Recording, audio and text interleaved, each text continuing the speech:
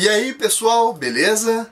Aqui quem fala é o professor Lucas e vamos trabalhar hoje, mais uma vez, o conteúdo de paleontologia. Agora nós vamos abordar a fossilização. Espero que vocês gostem do vídeo de hoje e já lembro que vocês podem se inscrever aqui no canal, ativando aquele sininho que é uma notificação que vocês vão ter toda vez que a videoaula for postada. Vocês podem também deixar no comentário algum tipo de sugestão, crítica, ou ainda deixar alguma sugestão de temas que eu possa estar trabalhando aqui na nossa Pocket Aula. Dito isso, vamos lá para a aula de hoje!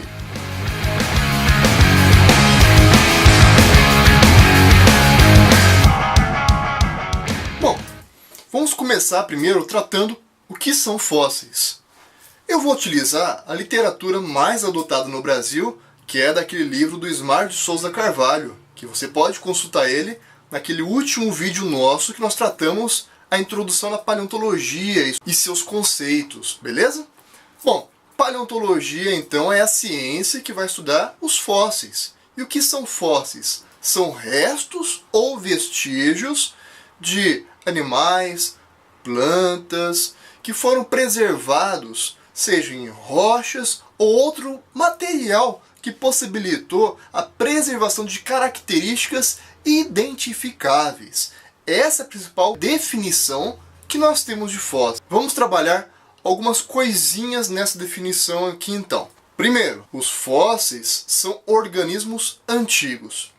E quando nós falamos de organismos antigos, poderia ser tranquilamente um organismo que morreu há 3 anos, ou há 3.000 anos, ou há 3 milhões de anos, ou até há 3 bilhões de anos, já que há registro fóssil que data mais do que 3 bilhões de anos. Qual que é a idade, portanto, para ser considerado um fóssil? A literatura atual diz que um fóssil ele deve ser anterior ao Holoceno, que é a época que nós estamos vivendo.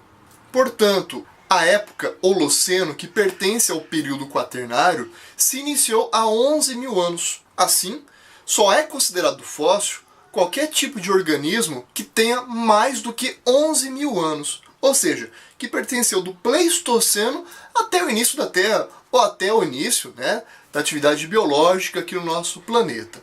Então, primeira coisa, idade para ser fóssil tem que ter pelo menos 11.000 anos. Segunda coisa, o fóssil não é necessariamente a parte de um organismo que foi preservado. Quando nós falamos fóssil, já vem à nossa cabeça, os dinossauros preservados, ossos, parte do crânio, mas isso é uma ideia muito simplista do que são fósseis. Existem fósseis que não é parte do organismo. Existem fósseis que é apenas um indício de que o organismo existiu, porém não há qualquer tipo de registro daquele organismo em si no que diz respeito à parte do seu corpo. Um grande exemplo que nós temos disso são as pegadas ou os coprólitos, que são fezes fossilizadas. Assim sendo, há 2 tipos de fósseis. São então as partes, que nós chamamos de somatofósseis, ossos, tecidos e assim por diante, e os vestígios, que nós chamamos de iquinofósseis, que são registros, que são algo deixado por aquele indivíduo lá. Você pode ver naquela aula anterior também, que trata os conceitos em paleontologia, alguns exemplos de vestígios. E pessoal, chegamos então à parte que fala da fossilização. Bom, no que tange a compreender os sistemas naturais, a paleontologia vê a fossilização como... Mas bem agora, velho. É brincadeira, né? É bem por aí mesmo. A fossilização é vista como um erro de sistema da natureza, como um bug dentro do sistema natural. Por quê? A natureza é regida por ciclos. Assim sendo, dentro do ciclo da vida, nós tomamos da natureza os elementos químicos que são responsáveis pela nossa formação, pela nossa nutrição, e quando padecemos, nós devolvemos para a natureza esses elementos que tomamos dela. Isso faz parte dos ciclos biogeoquímicos. Assim ocorre com os seres vivos que padecem. eles devolvem para a natureza os elementos químicos que tomou para o seu crescimento, para o funcionamento metabólico e assim por diante. E aí entra o ciclo do oxigênio, o ciclo do nitrogênio, do carbono, do enxofre, entre outros. Ocorre que na fossilização, esse ciclo biogeoquímico ele é quebrado, ele é interrompido. Por isso que esses organismos conseguem ter registros preservados ao longo de milhares, milhões ou até bilhões de anos.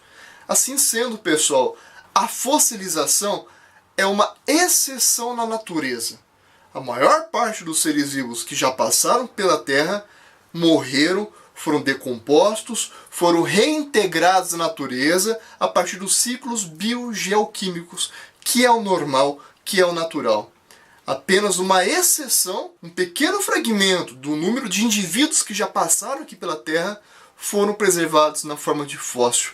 Por isso que o fóssil é extremamente valioso para a ciência, porque ele também é extremamente raro. E toda e qualquer informação que pode ser retirada do fóssil, ela deve ser feita, deve ser publicada, porque contribui de uma forma muito grande para a ciência. Bom, beleza, mas como que acontece a fossilização?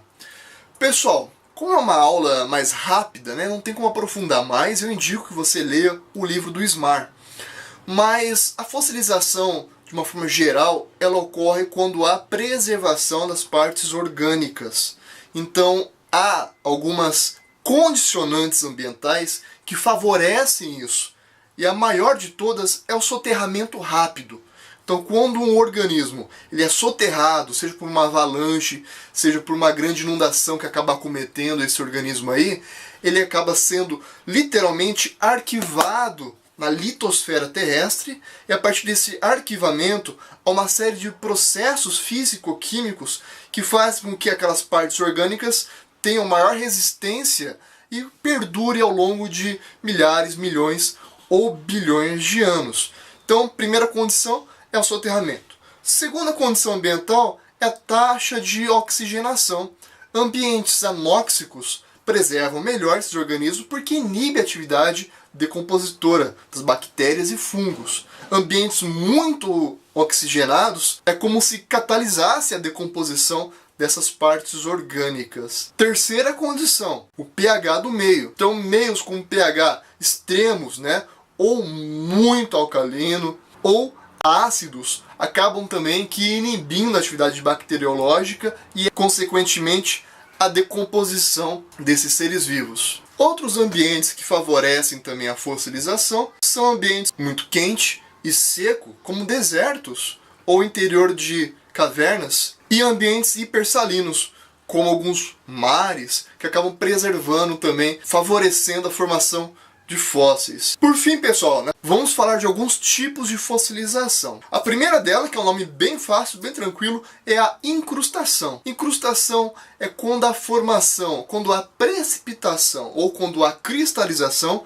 de minerais do lado de fora das partes duras que foram preservadas desse organismo. É como se recapeasse essas partes duras, agregando maior resistência e fazendo com que ele perdure por anos e anos. A segunda forma é a permineralização. A permineralização nada mais é do que a precipitação ou cristalização de minerais no interior das partes duras. Vamos imaginar um exemplo, um osso. Na parte interna do osso, entre os poros, no caso de ossos de aves, né, pneumáticas, nessas cavidades há cristalização de minerais, fazendo com que aumente e muito a densidade desse osso e, consequentemente, a sua resistência. Outra fossilização é a dessecação, né? Não é dissecação, dissecação que você fica abrindo a minhoquinha lá, fica abrindo o sapinho.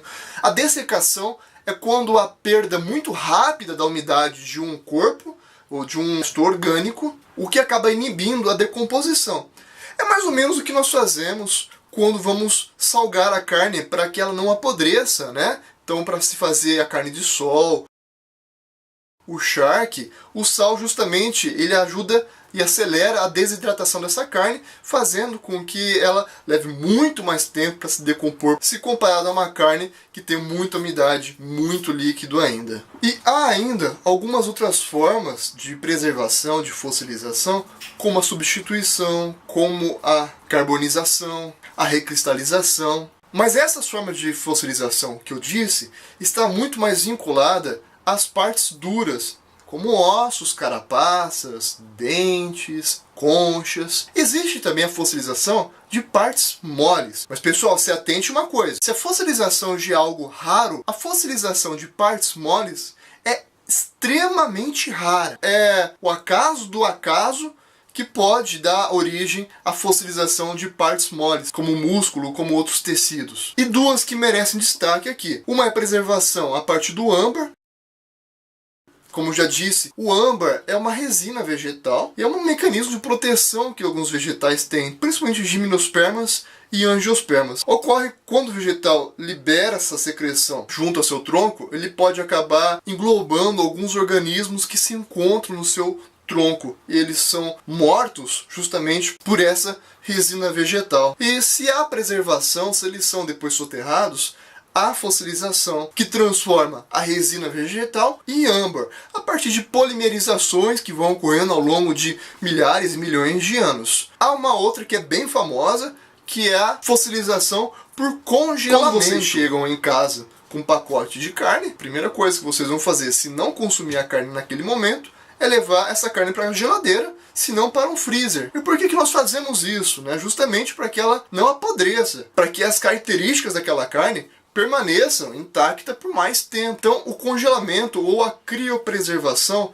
faz com que as atividades que proporcionem a decomposição da carne sejam praticamente igual a zero. Isso faz com que ele perdure em ambientes frios, então estou falando aqui de geleiras localizadas no alto das montanhas, ou então nas calotas polares. Se atente, pessoal, que numa época anterior à nossa, portanto no Pleistoceno, nós tivemos uma grande glaciação, que foi a última grande glaciação, né? Você pode ver essa última grande glaciação assistindo o filme A Era do Gelo 1 e 2. Muitos animais foram preservados nesse gelo, localizado principalmente onde é a atual Sibéria. Com o atual recuo das calotas polares, está ocorrendo a exumação de alguns desses organismos que foram congelados. O principal representante deles são os mamutes.